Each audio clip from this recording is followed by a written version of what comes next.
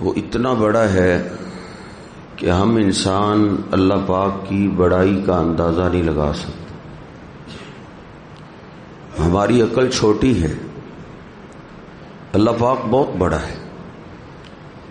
اللہ سبحانہ و تعالی نے میرے اور آپ کے پیر و مرشد جناب محمد الرسول اللہ صلی اللہ علیہ وسلم کو بھی یہی حکم دیا ہے، وَرَبَّكَ فَكَبِّرْ، میرے حبیب آپ اپنے رب کی بڑائی بیان کریں.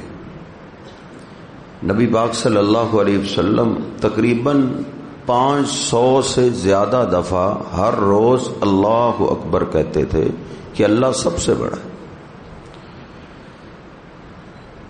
یہ عقل اتنی چھوٹی ہے، یہ تو اللہ کی مخلوق کا اندازہ نہیں لگا سکتی کہ اللہ کی مخلوق کتنی بڑی ہے.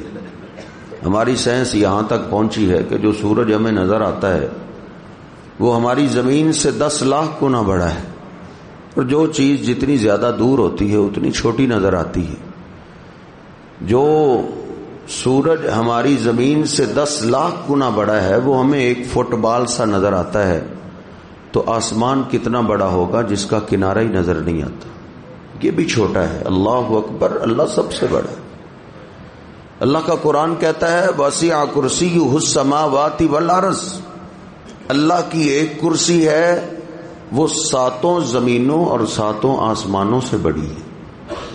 اللہ اکبر، اللہ سب سے بڑا ہے. وہی اللہ پوری کائنات کا نظام چلا رہا ہے اور کروڑوں اس کی مخلوق ہے. سب سے اعلیٰ مخلوق اللہ پاک نے انسانوں کو بنایا ہے، فرشتوں کو بنایا ہے. ان میں انبیاء کرام کا ایک اعلیٰ مقام ہے، لیکن انبیاء میں سے بھی اللہ کو سب سے زیادہ محبت اور پیار میرے اور آپ کے پیر و مرشد جناب محمد الرسول اللہ صلی اللہ علیہ وسلم کے ساتھ ہے. ویسے تو اللہ کو سارے پیغمبر ہی پیارے ہیں، سارے رسولوں سے پیار ہے، لیکن سب سے زیادہ آپ سے پیار. اتنا پیار آپ کو کسی اور پیغمبر سے بھی نہیں. اور اس بات کی گواہی اللہ کا قرآن دیتا ہے. وَإِذْ أَخَذَ اللَّهُ مِيثَاقَ النَّبِيِّينَ لَمَا آتَيْتُكُم مِّن كِتَابٍ وَحِكْمَةٍ، اللہ کہتا ہے اس وقت کو یاد کرو جب اللہ پاک نے انبیاء کی روحوں کو اکٹھا کر کے ان سے وعدہ لیا، اے میرے پیغمبروں، اے میرے رسولوں، اگر میں تمہیں دنیا میں بھیج دوں، تمہیں نبوتیں مل جائیں، تمہیں رسالتیں مل جائیں، تمہاری شریعتیں تمہیں دے دی جائیں، ثم جاءکم رسول، پھر تمہارے پاس میرا پیارا رسول آ جائے. رسول ان پہ تنوین عربی جاننے والے لوگ جانتے ہیں، یہ تنوین محبت ہے. اللہ پاک پیغمبروں کو خطاب کر رہا ہے کہ تمہاری موجودگی میں میرا پیارا رسول آ جائے. لَتُؤْمِنُنَّ بِهِ وَلَتَنْصُرُنَّهُ، او پیغمبروں میرے پیارے رسول کے آنے کے بعد تم نے اپنی شریعتوں کو چھوڑ دینا ہے، اپنی نبوتوں کو چھوڑ دینا ہے، اپنی رسالتوں کو چھوڑ دینا ہے، پھر تم نے میرے آخری محبوب پیغمبر پہ ایمان لے آنا ہے. لَتُؤْمِنُنَّ بِهِ وَلَتَنْصُرُنَّهُ قَالَ أَأَقْرَرْتُمْ، جوڑ کی باتیں کرنے والوں کو میں عرض کروں گا میرے صاحب دیکھ جوڑ کیسے ہوتا ہے. جوڑ ایک ہستی پہ ہوتا ہے، ہر شہر کی ہستی پہ جوڑ نہیں ہو سکتا. اللہ نے پیغمبروں کا تذکرہ کر کے مجھے تجھے جوڑ سکھایا قرآن پاک میں کہ جوڑ کیسے ہو سکتا ہے. جوڑ ایک شخصیت پہ ہو سکتا ہے، زیادہ شخصیتوں پہ جوڑ نہیں ہو سکتا.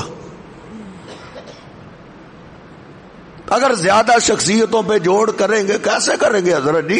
کوئی ادھر سے کھڑا ہو جائے گا، وہ کہے گا میرے امام کا تقوی بڑا ہے، میرے امام کا ورع بڑا ہے، میرے امام کا وہ سفید بھی سفید ہے اور سیاہ بھی سفید ہے. کوئی ادھر سے کھڑا ہوگا وہ کہے گا نہیں میرے امام کا تقوی زیادہ ہے. کوئی ادھر سے کھڑا ہوگا، پھر جھگڑے ہی جھگڑے ہیں، پھر اختلاف ہی اختلاف ہے. جوڑ ہو سکتا ہے وہ ایک ہستی پہ ہو سکتا ہے. اگر ساری انسانیت زندہ ہو کے آ جائیں، سارے پیغمبر بھی آ جائیں، جوڑ ایک شخصیت پہ ہوگا، اور وہ شخصیت میرے اور آپ کے پیر و مرشد جناب محمد الرسول اللہ صلی اللہ علیہ وسلم کی شخصیت ہے۔ اور پھر وہ وقت آ گیا، جبریل امین میرے محبوب پیغمبر کو لے کر معراج کی رات بیت المقدس میں پہنچ گئے۔ اللہ نے اپنی قدرت سے، اپنی طاقت سے تمام انبیاء رسولوں کو جمع کر دیا ہے۔ کس لیے جمع کیا ہے؟ اللہ پاک نے ان کو 2 رکعت نماز پڑھنے کا حکم دیا ہے۔ یہ پڑھ کیوں نہیں رہے؟ ان کو اپنے امام کا انتظار ہے۔ اللہ کو پتا تھا ساری صدیوں کا جوڑ توڑ کی باتیں کرنے والے بعد میں آئیں گے، امت کو جوڑو توڑو نہیں۔ ہم بھی یہی بات کرنا چاہتے ہیں، لوگوں امت کو جوڑو، امت کو توڑو نہیں۔ سارے پیغمبر رسول جمع ہیں، امامت کا ٹائم آ گیا ہے، کوئی توڑ نہیں حضرت جی، جوڑ ہے ایک امام پہ۔ ان سب کو امام کا انتظار ہے۔ امام کون ہے؟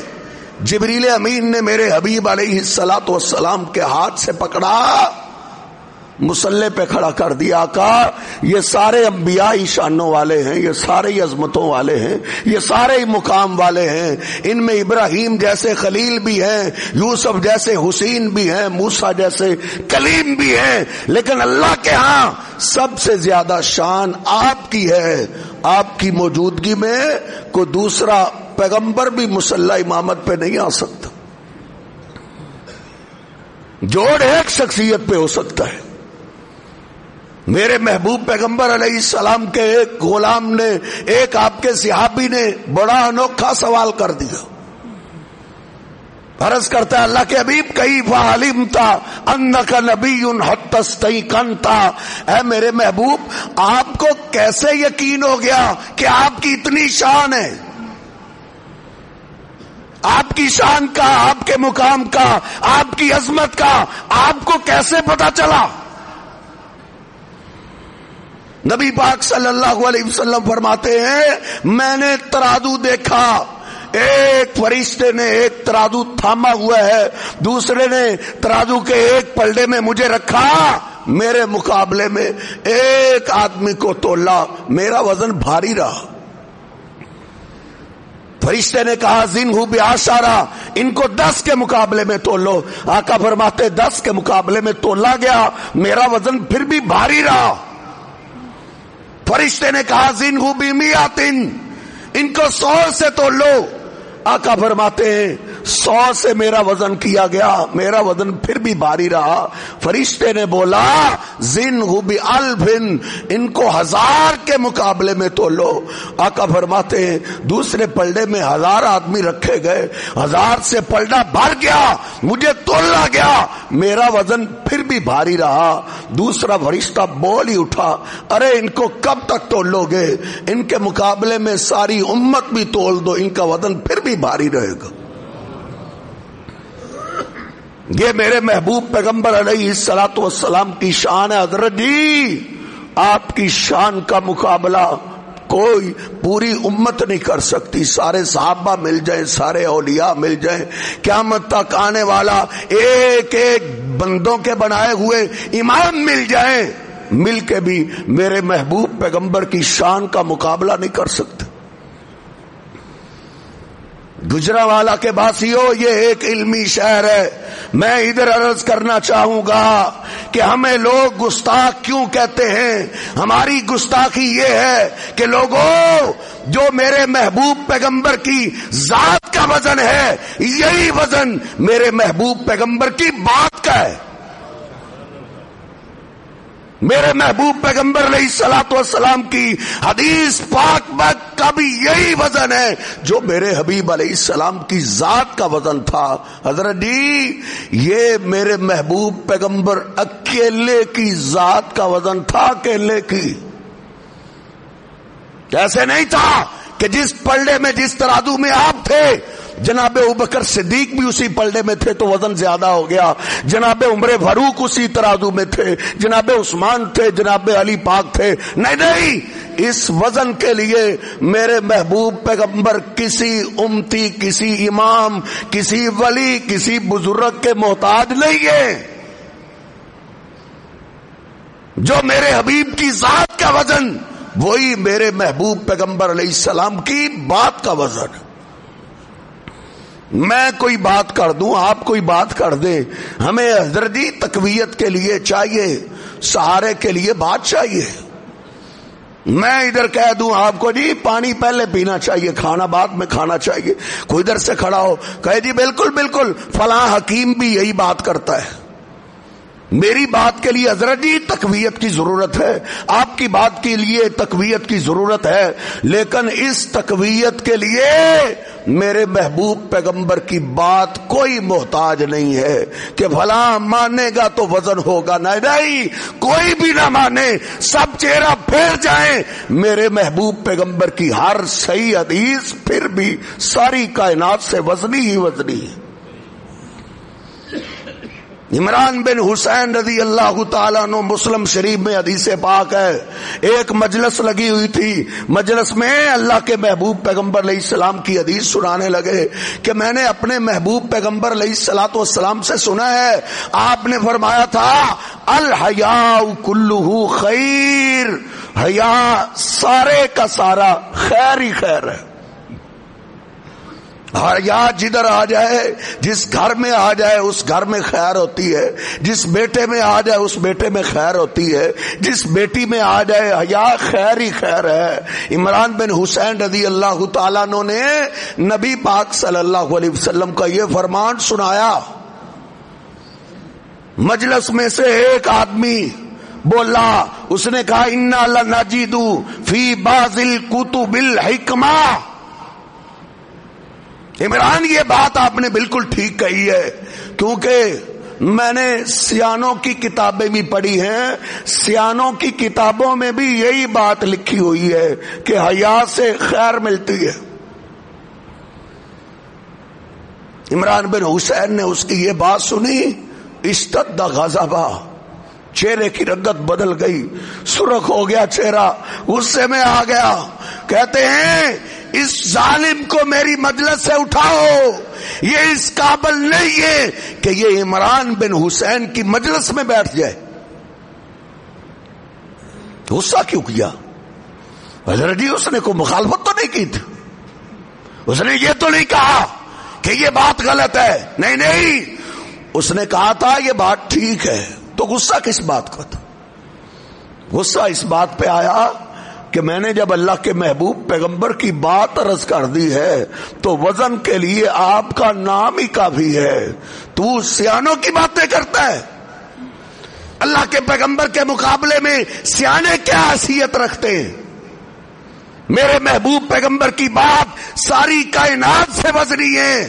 آپ کی بات کے وزن کے لیے کسی سیانے کی بات کی ضرورت نہیں ہے، اس لیے غصہ کر گئے تھے. معذرت کے ساتھ مجھے معاف کرنا، اس گستاخی کی سب سے بدترین شکل جو ہے حضرت جی مجھے معاف کرنا، وہ تقلید ہے. تقلید کا مطلب یہ ہے کہ میں صرف اس حدیث کو لوں گا جس حدیث کو میرا امام لے گا. جس امام کی میں تقلید کرتا ہوں 8 نمبر کی اینک پہن کے آنکھیں بند کر کے جس امام کے پیچھے میں چلتا ہوں، میں تو بس صرف اسی حدیث کو لوں گا جس حدیث کو میرا امام لے گا. حضرت جی آپ انصاف سے بتائیں، اللہ کے محبوب پیغمبر کسی امام کے محتاج ہیں؟ کسی سے آپ پوچھ لیں جی رفع الیدین مالکی کرتے ہیں، حنبلی کرتے ہیں، شافعی کرتے ہیں، کہتے ہیں جی بالکل ٹھیک ہے، ان کی نماز ٹھیک ہے، ان کا رفع الیدین بھی ٹھیک ہے. بیت اللہ کا امام رفع الیدین کرتا ہے، کہتے ہیں بالکل وہ ٹھیک کر رہا ہے. کیوں جی وہ کیوں ٹھیک ہے؟ کہتے ہیں وہ مالکی ہے، وہ امام مالک کی تقلید کرتا ہے، وہ حنبلی ہے، وہ امام احمد ابن حنبل کی تقلید کرتا ہے. تو تو اگر میرے جیسا فقیر کہہ دے بھائی میں بھی رفع الیدین کرتا ہوں، بھائی تم کیوں رفع الیدین کرتے ہو؟ میں اس لیے رفع الیدین کرتا ہوں کیونکہ میرے پیر و مرشد جناب محمد رسول اللہ صلی اللہ علیہ وسلم رفع الیدین کیا کرتے تھے، میں اپنے محبوب پیغمبر کی وجہ سے رفع الیدین کرتا ہوں۔ تو کہتے ہیں جی رفع الیدین تو منسوخ ہو گیا ہے۔ اچھا، مالکی کرے تو منسوخ نہیں ہے، حنبلی کرے تو منسوخ نہیں ہے، شافعی کرے تو منسوخ نہیں ہے، جو اللہ کے پیغمبر کی ڈائریکٹ حدیث لیتا ہے وہ کرے تو منسوخ کیوں ہے؟ کیا اللہ کے محبوب پیغمبر کی کوئی حدیث پاک کسی امام کی محتاج ہے؟ حضرت جی کسی امام کی محتاج نہیں، اماموں کے اقوال محتاج ہیں، امام محتاج ہیں اللہ کے محبوب پیغمبر کے سہارے کے لیے۔ میرے محبوب پیغمبر علیہ الصلوۃ والسلام کو کسی سہارے کی کوئی ضرورت نہیں۔ پھر اس کے لیے گپیں گھڑی گئی، گپیں، حدیث کو تروڑ مروڑ کے اللہ کے محبوب پیغمبر علیہ الصلوۃ والسلام کی پیاری سنت کے مقابلے میں پیش کیا۔ مسلم شریف میں کہتے ہیں جی حدیث ہے نبی صلی اللہ علیہ وسلم نے روک دیا تھا کہ یہ شریر گھوڑوں والا کام کیوں کرتے ہو، حالانکہ مسلم شریف میں آپ ان سے کتاب لے کے آئے، میں آپ کو نکال کے دیتا ہوں، اگلی حدیث میں وضاحت ہے۔ صحابہ کہتے ہیں جب ہم سلام پھیرا کرتے تھے تو سلام زبان سے بولنے کے ساتھ ہم ہاتھ سے بھی اشارہ کرتے تھے، السلام علیکم ورحمۃ اللہ، السلام علیکم ورحمۃ اللہ۔ اللہ کے محبوب پیغمبر نے فرمایا یہ شریر گھوڑوں والا کام کیوں کرتے ہو؟ جب سلام کہنے لگو تو تم ہاتھ اپنے گھٹنوں پہ ہی رہنے دیا کرو، زبان سے سلام بول دیا کرو۔ یہ حدیث پاک سلام والی تھی، انہوں نے اس کو اٹھایا اپنے امام کی شریعت کو بچانے کے لیے، رکوع والے رفع الیدین پہ فٹ کرتے۔ اتنا بڑا ظلم کرتے ہیں یہ لوگ حدیث کی کتابوں کے ساتھ، اور پھر بڑی بڑی گپیں گڑی گئی، کہتے جی وہ مکے میں رفع الیدین تھا۔ اچھا ظالموں، مکے میں رفع الیدین تھا تو نعوذ باللہ میرے محبوب پیغمبر علیہ السلام ادھر شریر گھوڑوں والا کام کرتے رہے، حیا نہیں آتی؟ پھر گپ کیا گھڑی، کہتے ہیں مکے میں رفع الیدین تھا، ادھر چونکہ آپ کے پیچھے بت لے کے آ جاتے تھے لوگ، وہ اللہ کے پیغمبر نے بت گرانے کے لیے رفع الیدین شروع کروایا تھا۔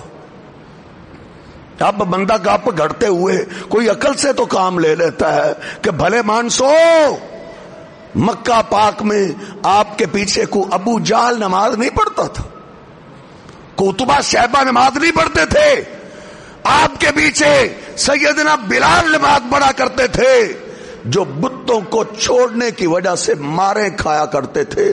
سوچا جا سکتا ہے وہ اللہ کے پیغمبر کے پیچھے بت لے کے آ جاتے تھے؟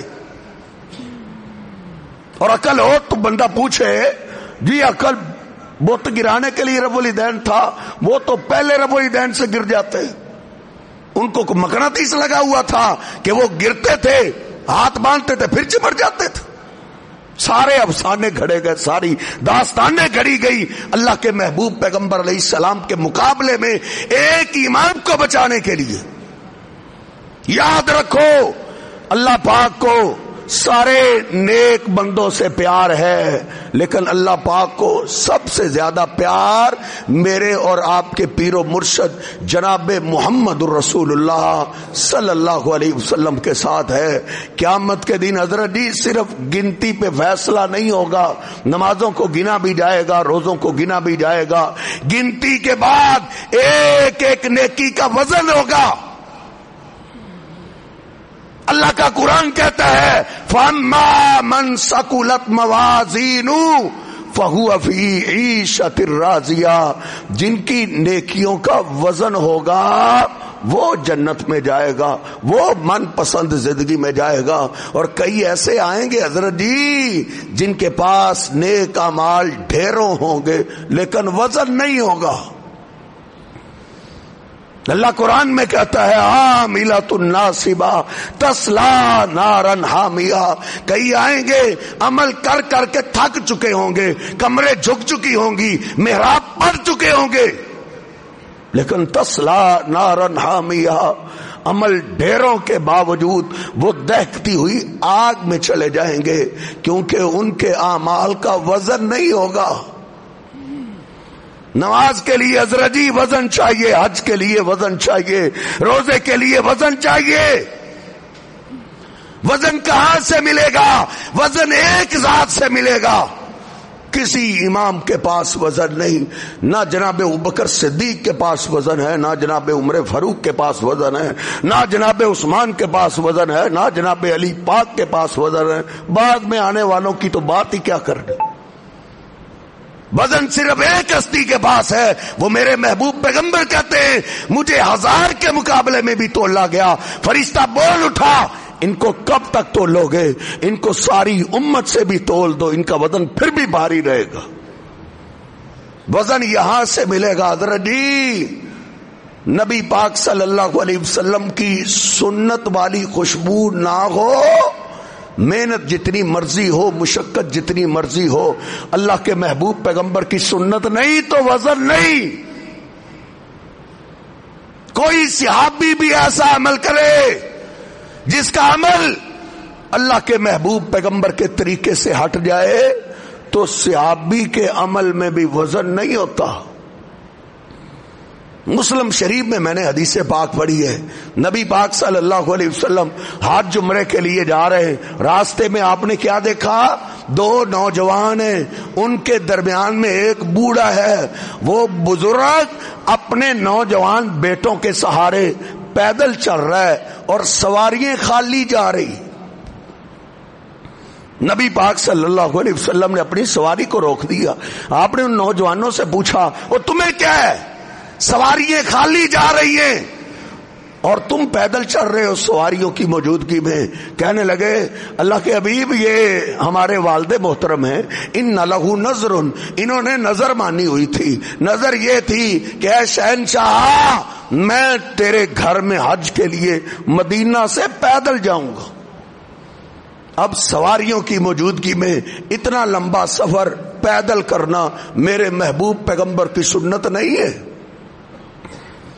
یہ تو پاکستان کے کرشمے ہیں، ادھر جس کا جدھر رخ آتا ہے، جو کام ذہن میں آتا ہے اپنے دماغ سے ادھر کام لیتے، کام کرتے۔ کوئی کدھر سے پیدل حج کے لیے جا رہا ہے، کوئی کدھر سے جا رہا ہے، ہر شہر میں پھر اس کے استقبال ہوتے ہیں۔ اتنی جاہل قوم۔ دیکھ اللہ کے محبوب پیغمبر کے زمانے میں بھی ایک بوڑھا سواریوں کی موجودگی میں پیدل اتنا لمبا سفر کے لیے جا رہا تھا۔ نبی پاک صلی اللہ علیہ وسلم سواری سے نیچے اتر آئے، آپ نے بزرگوں کو کہا ارکب ایھا الشیخ، او بزرگوں سواری پہ سوار ہو جاؤ، سواری پہ سوار ہو جاؤ، پیدل نہ چلو۔ ان اللہ بریء عنک وعن نظرک، کیونکہ آپ کو پیدل چلنے کا کوئی ثواب نہیں ملے گا، اللہ پاک آپ کی اس مشقت سے بری ہے۔ حضرت جی کیوں ثواب نہیں ملے گا؟ اس مسجد میں جو گھر سے آتا ہے ہر قدم کے بدلے اللہ اس کو 10 نیکیاں عطا کرتا ہے۔ جو بیت اللہ کی طرف پیدل جا رہا ہو اس کی نیکیوں کا عالم کیا ہوگا؟ لیکن حضرت جی نیکیوں کا وزن اللہ کے محبوب پیغمبر کی سنت سے ملتا ہے۔ صحابی بھی ایسا عمل کرے جس سے سنت کی خوشبو نہ آئے، اس عمل میں بھی وزن نہیں ہوتا، کیونکہ اللہ کو ہماری مشقتوں سے، ہماری محنتوں سے، ہماری دولتوں سے زیادہ پیار اللہ کو ہمارے محبوب پیغمبر سے۔ بخاری شریف میں حدیث پاک ہے، نبی پاک صلی اللہ علیہ وسلم عید کا خطبہ ارشاد فرما رہے ہیں اور آپ نے فرمایا من صلی صلاتنا ونسک نسکنا فقد اصاب النسک۔ اور میرے صحابہ جو ہمارے ساتھ عید کی نماز میں شامل ہو گیا ہے اب جا کے قربانی کرے، اس کی قربانی ہمارے طریقے کے مطابق ہے، اللہ قبول کر لے گا۔ نبی پاک صلی اللہ علیہ وسلم یہ بات کر رہے ہیں، ایک صحابی ابو بردہ بن نیار کھڑے ہو گئے، عرض کرنے لگے اللہ کے حبیب قد نسکت قبل ان اخرج، آپ کہہ رہے ہیں جو اب جا کے قربانی کرے۔ آقا میں تو قربانی کر کے آیا ہوں۔ ذہن میں یہ تھا میرے پڑوس میں میرے گلی والے بڑے غریب ہیں، سال کے بعد ان کو گوشت ملتا ہے، میری چاہت یہ تھی سب سے پہلے ہماری قربانی کا گوشت ان کے گھروں میں پہنچے۔ نیت اچھی تھی، نیت نیک تھی، اللہ کے حبیب میں پہلے ہی کر آیا ہوں، گوشت تقسیم کر آیا ہوں۔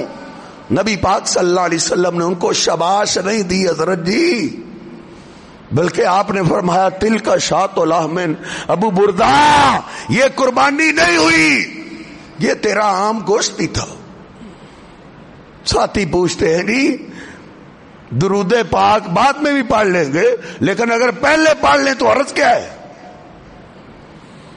پہلے پڑھ لیں تو حرج کیا ہے؟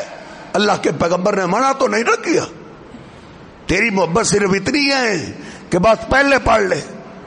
میری محبت مجھے یہ کہتی ہے کہ صرف پہلے نہ پڑھ، اذان کے ہر کلمے کے بعد درود پڑھ، اللہ اکبر کے بعد درود پڑھ، اشہد ان لا الہ الا اللہ کے بعد درود پڑھ، حی علی الصلاۃ کے بعد درود پڑھ، حی علی الفلاح کے بعد۔ میرے جذبات، میری محبت یہ کہتی ہے، پھر میرا ایمان مجھے روکتا ہے کہ یہ محبت بازاری محبت نہیں جس کا فیصلہ تیرے جذبات کریں، یہ محبت ایمان ہے، اور ایمان نیک اعمال عبادت اپنی مرضی سے نہیں کی جاتی، اس میں اپنی مرضی نہیں چلتی۔ دیکھ صحابی نے اپنی مرضی کی، آپ نے فرمایا یہ تیرا عام گوشت ہی ہے، اگر قربانی کا ثواب لینا چاہتے ہو اذبح مکانہا اخرى، پھر تجھے نئی قربانی کرنی پڑے گی۔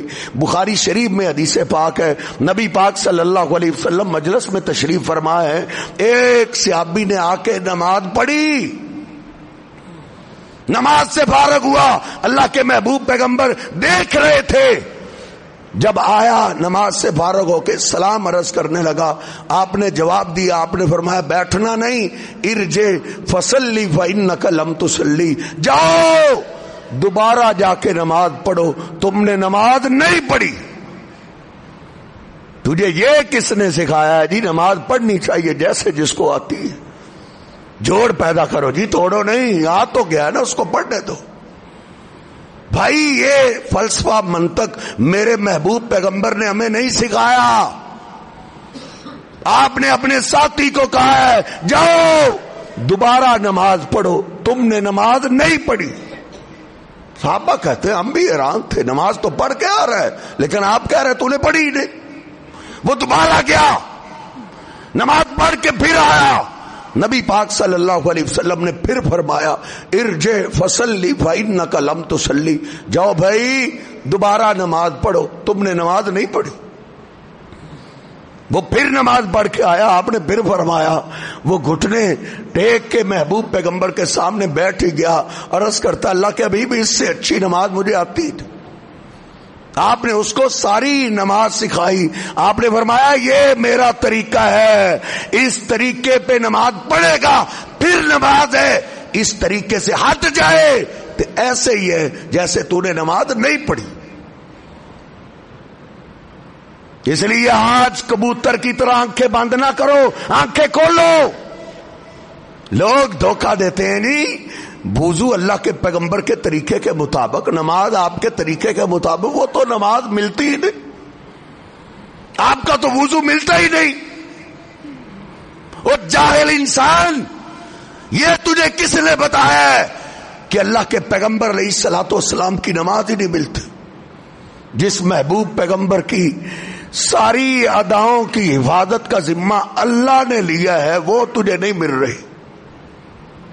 ذرا تو تقلید والی 8 نمبر اینک اتار، اللہ کی قسم تجھے سب کچھ ملے گا۔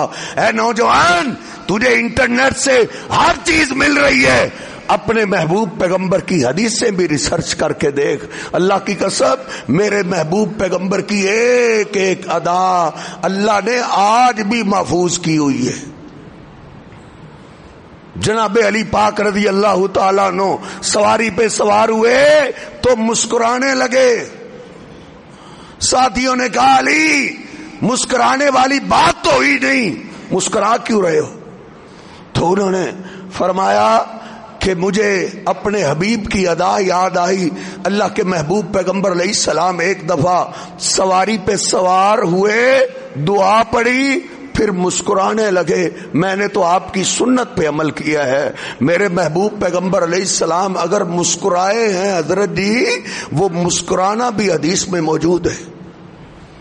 اگر میرے حبیب علیہ الصلوۃ والسلام نے 2 انگلیوں کا اشارہ کیا ہے تو وہ اشارہ بھی حدیث میں موجود ہے. تجھے نماز نہیں مل رہی.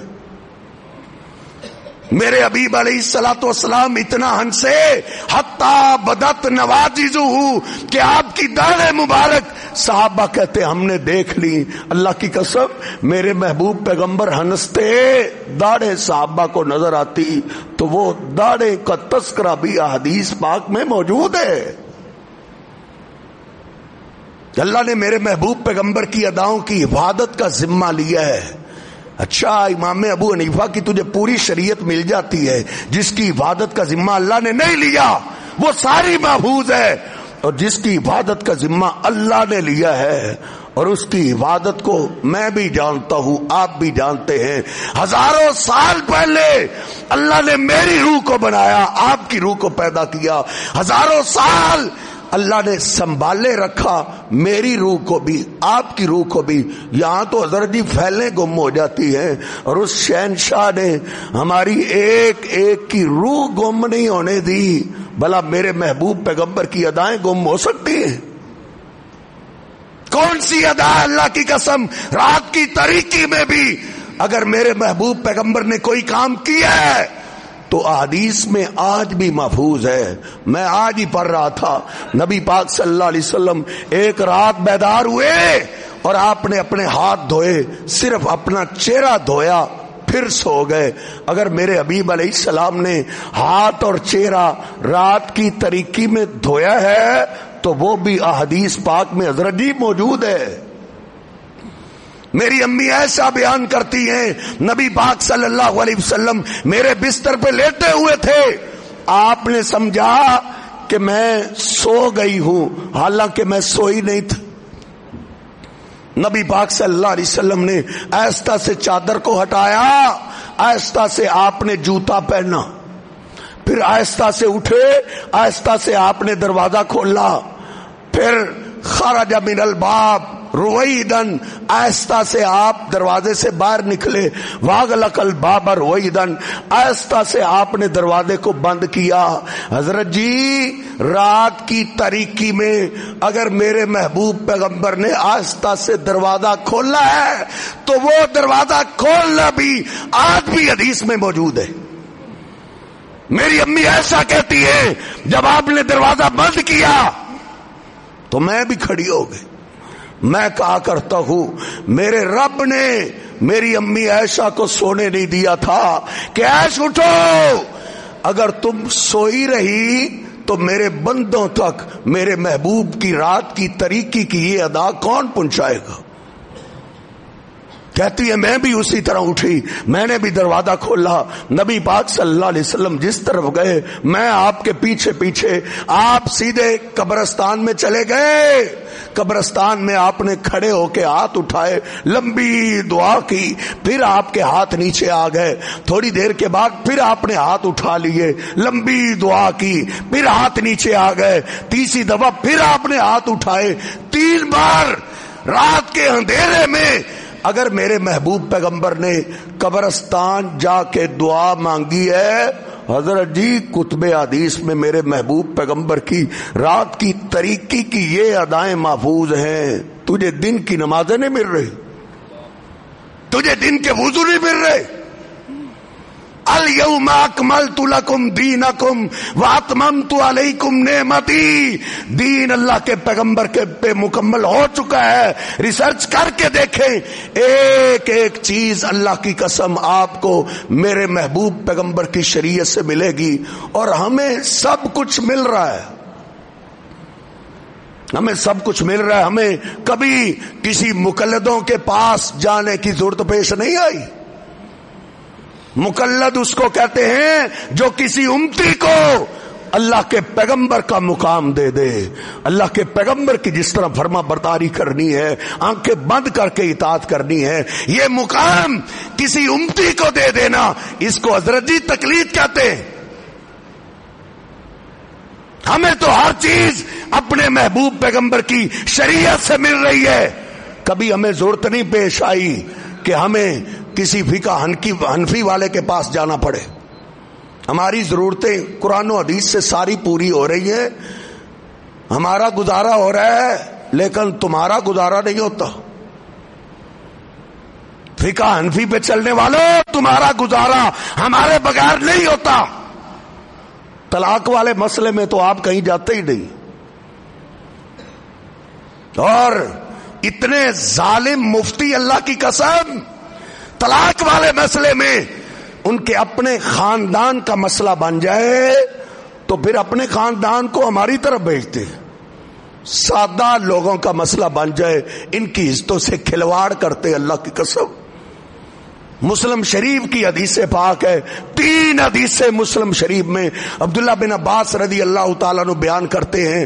اللہ کے محبوب پیغمبر کے زمانے میں جناب ابوبکر صدیق رضی اللہ تعالیٰ کے زمانے میں جناب عمر فاروق رضی اللہ تعالیٰ کے ابتدائی 2 سالہ دور میں 3 ایک مجلس کی طلاقوں کو ایک شمار کیا جاتا تھا. مسلم شریف کی حدیث پاک ہے 3 اکٹھی طلاقیں ایک شمار ہوتی تھی. فقہ حنفی میں ہے 3 ایک مجلس میں بھی کہہ دو تو تینوں طلاقیں ہو جاتی ہیں. سادہ لوگ پھر اگر غلطی ہو جائے جاتے ہیں ان کو یہ اب ان کو کیا کہیں کہتے ہیں جی حلالہ ہوگا. حلالہ کیا حرامہ. اللہ کی قسم حرامہ. لوگوں کی عزتوں سے کھلواڑ کرتے ہیں. ان کے اپنے خاندان کا مسئلہ ہو ان کو ہماری طرف بھیج دیتے ہیں. سادہ لوگوں کے لیے انہوں نے پھر حلالے کے لیے بندے رکھے ہوئے. نبی پاک صلی اللہ علیہ وسلم نے جس پہ لعنت کی اور لوگوں حنفی شریعت بندوں کی عقل سے بنی ہوئی شریعت ہے. بندوں کی عقل سے بنی ہوئی شریعت میں ہماری عزتوں کی حفاظت نہیں ہو سکتی. ہماری عزتوں کی حفاظت اس دین سے ہوگی جو اللہ نے آسمان سے میرے محبوب پیغمبر کے دل پہ اتارا ہے. حنفی شریعت میں لکھا ہوا ہے کسی کی بیٹی کسی کی بہن بھاگ جائے عدالت میں جا کے نکاح کرے حنفی مولوی ادھر نکاح پڑھا دیتے ہیں فیس لینے کے لیے اور کہتے ہیں یہ نکاح جائز ہے. اس نے تو کہہ دیا نا جائز ہے لیکن ان سے پوچھو جن کی عزت نکل گئی جن کو محلہ چھوڑنا پڑا جو لوگوں کو چہرہ دکھانے کے قابل نہیں رہے. وہ حنفی نماز پڑھنے والوں حنفی شریعتوں میں اللہ کی قسم ہماری عزتوں کی حفاظت نہیں ہے. میرے محبوب پیغمبر کا دین بتاتا ہے. میرے محبوب پیغمبر کی حدیث بتاتی ہے. آپ فرماتے لا نکاح الا بولی. ولی کی اجازت کے بغیر کوئی نکاح نہیں ہوتا. عدالتوں کے نکاح کوئی نکاح نہیں. جس باپ نے اپنی بیٹی کو 20 سال پڑھایا سکول چھوڑنے گیا سکول سے لینے گیا ٹیوشن چھوڑنے گیا ٹیوشن سے لینے گیا اس نے اپنی ساری جوانی اپنی بیٹی کی پرورش پہ کھپا دی اور ان ظالموں نے بڑے چوڑے ہو کے کہہ دیا کہ فقہ حنفی میں بھاگ کے بھی نکاح جائز ہو جاتا ہے. ان شریعتوں میں اللہ کی قسم ہماری عزتوں کی حفاظتیں نہیں ہیں. میں آپ کو زیادہ دیر ازمائش میں نہیں ڈالنا چاہتا. آخر میں چلو کو بندے تلاش کر لیں جو ان تقلید والے ان مقلدوں کے اماموں کو جانتا نہ ہو. امام ابو حنیفہ رحمہ اللہ کو جانتا نہ ہو پہچانتا نہ ہو. امام مالک کو جانتا نہ ہو پہچانتا نہ ہو. امام شافعی کو جانتا پہچانتا نہ ہو. امام احمد ابن حنبل سے جس کی واقفیت نہ ہو. اللہ کے پیغمبر کی اطاعت کر کے کوئی بندے تلاش کر لیں جو صرف اللہ کے پیغمبر کی اطاعت سے جنت میں چلے گئے ہوں. اگر وہ جنت میں چلے گئے تو ہم بھی چلے جائیں گے. ذرا انگلیوں پہ گنو خواہ سب سے پہلا بندہ جو جنت میں جائے گا کسی امام کو نہیں جانتا. نہ امام ابو حنیفہ کو جانتا ہے نہ امام جعفر صادق کو جانتا ہے نہ امام شافعی کو جانتا ہے. پہلا بندہ وہ جناب ابو بکر صدیق رضی اللہ تعالیٰ عنہ تھے جو کسی بعد میں آنے والے امام کو جانتے نہیں تھے. اللہ کے محبوب پیغمبر علیہ الصلوۃ والسلام کی شریعت پہ عمل کرتے رہے، جن کو پتا تھا وزن میرے پاس بھی نہیں، وزن عمر فاروق کے پاس بھی نہیں، وزن عثمان و علی کے پاس بھی نہیں، رضوان اللہ علیہ مجمعین، وزن تو اللہ کے محبوب پیغمبر کے پاس ہے۔ صرف اللہ کے پیغمبر کی اطاعت کر کے اگر وہ جنت میں چلے گئے تو ہم بھی چلے جائیں گے۔ جن کو پتا تھا وزن کس کے پاس ہے، دیکھ اللہ کے پیغمبر علیہ السلام نے فرمایا تشہد کے بعد دعا مانگا کرو، درود پاک کے بعد اللہ دعا قبول کرتا ہے۔ بخاری شریف اٹھائیں، جناب ابوبکر صدیق رضی اللہ تعالیٰ عنہ اللہ کے محبوب پیغمبر کے پاس آ گئے، عرض کرنے لگے اللہ کے حبیب علمنی دعا ان ادعو بہ فی صلاتی، آقا نماز میں دعا کیا پڑھا کروں، مجھے آپ ہی سکھا دیں۔ اور جس طرح ہم پنجابی اردو میں باتیں کرتے ہیں، صحابہ اکرام کی اپنی زبان عربی تھی، اگر وہ کوئی دعا بنانا چاہتے تو ہم سے اچھی بنا سکتے تھے، لیکن وہ جانتے تھے ہماری بنائی ہوئی دعا میں وزن نہیں ہوگا، وزن اس دعا میں ہوگا جو محمد کریم صلی اللہ علیہ وسلم کی زبان پاک سے نکلے گی۔ وہ جنت میں چلے جائیں گے۔ نبی پاک صلی اللہ علیہ وسلم ایک دفعہ جنتی دروازوں کا ذکر کر رہے تھے، یہ بھی دروازہ ہے، یہ بھی دروازہ ہے، یہ بھی دروازہ ہے۔ جناب ابوبکر صدیق رضی اللہ تعالیٰ عنہ کھڑے ہو گئے، کہتے ہیں آقا ہر ایک جائے گا تو جنت کے ایک دروازے سے ہی، ہل یدعا من تلک الابواب کلیہا، کیا کوئی آپ کا ایسا غلام ہے جو جب جنت کے قریب آئے اس کے استقبال کے لیے جنت کے 8 دروازے کھول دیے جائے، ہر دروازے سے آواز ملے ادھر سے آ جاؤ، ادھر سے آ جاؤ۔ نبی پاک صلی اللہ علیہ وسلم فرماتے ہیں انی لارجو ان تکون منہم، ہاں ابو بکر تم انہی میں سے ہو، تم جب جنت کے قریب آؤ گے تیرے استقبال کے لیے اللہ جنت کے 8 دروازے کھول دے گا۔ وہ حضرت جی ان اماموں کے بغیر جنت میں جائیں گے۔ دوسرا بندہ جناب عمر فاروق رضی اللہ تعالیٰ عنہ، ان کا تو کیا ہی کہنا۔ نبی پاک صلی اللہ علیہ وسلم فرماتے ہیں او میرے صحابہ، رات کو میں نے جنت دیکھی، اللہ نے مجھے جنت دکھائی، اللہ نے مجھے شہداء کے محلات دکھائے۔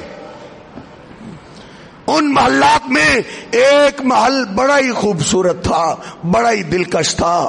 میں نے اس محل کو دیکھا کہ اتنا خوبصورت، میں نے پوچھا جبریل یہ محل کس کا ہے؟ جبریل امین نے کہا یہ ایک قریشی جوان کا ہے۔ میں نے کہا انا قریشی ہوں، میں قریشی ہوں، یہ کس کا محل ہے؟ نبی پاک صلی اللہ علیہ وسلم سے جبریل عرض کرنے لگے آقا یہ آپ کے غلام عمر فاروق کا محل ہے۔ جرأت کر رکھا، عمر فاروق حنفی نماز پڑھتے تھے، جناب ابوبکر صدیق جناب عمر فاروق شافعی نماز پڑھتے تھے، مالکی نماز پڑھتے تھے، حنبلی نہیں حضرت جی وہ سارے اللہ کے محبوب پیغمبر والی نماز پڑھتے تھے۔ محمدی نماز پڑھنے سے وہ جنت میں چلے گا تو ہم بھی چلے جائیں۔ نبی پاک صلی اللہ علیہ وسلم نے فرمایا من جہز جیش الاسرتی فلاح الجنہ، اور میرے صحابہ کون ہیں جو اس لشکر کو تیار کر دے میں اس کو جنت کی ضمانت دوں گا۔ سارے صحابہ اپنی حیثیت کے مطابق لا رہے ہیں، لیکن مدینے کا سب سے بڑا تاجر بیٹھا ہوا ہے کہ سارے تعاون کر لے، جتنا بچے گا اکیلا عثمان ادا کر دے گا۔ جب سارے تعاون کر چکے سیدنا عثمان کھڑے ہوئے، اللہ کے حبیب میری طرف سے 100 اونٹ لکھو۔ آپ نے فرمایا عثمان 100 اونٹ تو قبول ہیں، لیکن 100 اونٹوں سے قافلہ تیار نہیں ہوگا۔ اللہ کے حبیب علیہ میت اخری 100 اور لکھو۔ نبی پاک صلی اللہ علیہ وسلم نے فرمایا عثمان 200 سے بھی قافلہ تیار نہیں ہوگا۔ اور تاجروں اللہ دولت اس لیے دیتا ہے، ہر مسجد میں کوئی نہ کوئی بڑا تاجر ہوتا ہے، بڑا مالدار ہوتا ہے، اللہ مال دے کے دیکھنا چاہتا ہے یہ مال سے دنیا کماتا ہے یا جنت کماتا ہے۔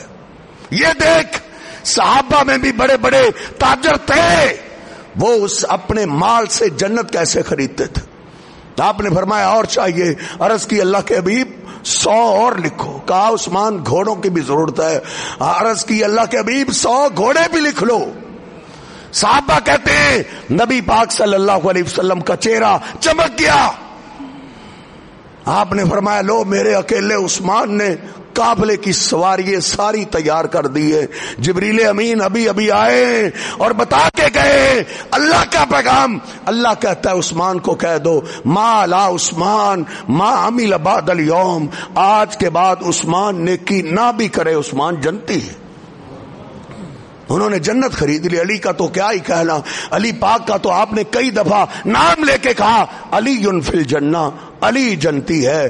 آخری بات عرض کر کے بات ختم کرتے ہیں، یہ سارے وہ صحابہ ہیں جو اماموں کے بغیر جنت میں چلے گئے۔ نبی پاک صلی اللہ علیہ وسلم کی منادی دینے والا، اعلان کرنے والا اعلان کرتا ہے او مجاہدو، دشمن نے اچانک حملہ کیا ہے، اللہ کے محبوب پیغمبر تمہیں بلا رہے ہیں۔ سیدنا حنظلہ رضی اللہ تعالیٰ عنہ، نئی شادی ہوئی ہے، جلدی سے اٹھے۔ وہ اللہ کے پیغمبر کی فرما برداری کرتے تھے، آپ جو فرما دیتے وہ اس پہ نہیں دیکھتے تھے اس میں کیا قربان ہو رہا ہے، وہ اللہ کے محبوب پیغمبر کے آرڈر پہ دوڑ پڑا کرتے تھے۔ اٹھے، غسل کرنے کے لیے جانے لگے، خیال آیا اعلان کرنے والا تو کہہ رہا تھا فوراً نکلو، غسل کرتے حنظلہ دیر نہ ہو جائے، دروازے سے ہی پلٹ پڑے، سامان مقتل اٹھایا، میدان جہاد میں جا کے لڑتے لڑتے اپنی جان قربان کر دی، دشمن بھاگ گیا۔ اگلے دن نبی پاک صلی اللہ علیہ وسلم شہداء کا معائنہ کر رہے تھے، معائنہ کرتے کرتے حنظلہ کی میت پاک آئی، آپ ایک دم پیچھے ہٹ گئے۔ آپ نے فرمایا میرے حنظلہ کے گھر والوں کو لاؤ۔ حنظلہ کے گھر والوں کو لایا گیا، کہا بتاؤ میرا حنظلہ کس کیفیت میں آیا تھا؟ کہا آپ کے حنظلہ کی نئی شادی ہوئی تھی، ان پہ غسل فرض ہو چکا تھا، آپ کا پیغام ملا، دیر سے ڈرتے ہوئے آپ کے حنظلہ نے تو غسل بھی نہیں کیا تھا۔ نبی پاک صلی اللہ علیہ وسلم سنتے ہی رو پڑے، آپ کی آنکھوں سے موتیوں کی لڑیاں جاری ہو گئی۔ آپ فرمانے لگے بس میں بھی حیران تھا کہ باقی بھی تو شہداء پڑے ہیں لیکن فرشتے صرف میرے حنظلہ کو جنت کے پانی سے غسل دے رہے ہیں۔ انہوں نے اللہ کے محبوب پیغمبر کی فرما برداری کی، حضرت جی وہ جنتوں کے مالک بن گئے۔ اللہ ہمیں بھی جب تک زندہ رکھے حضور پاک کی غلامی میں زندہ رکھے، اللہ صحابہ کی طرح اپنے محبوب پیغمبر کی فرما برداری کرنے کی توفیق عطا فرمائے۔ وقول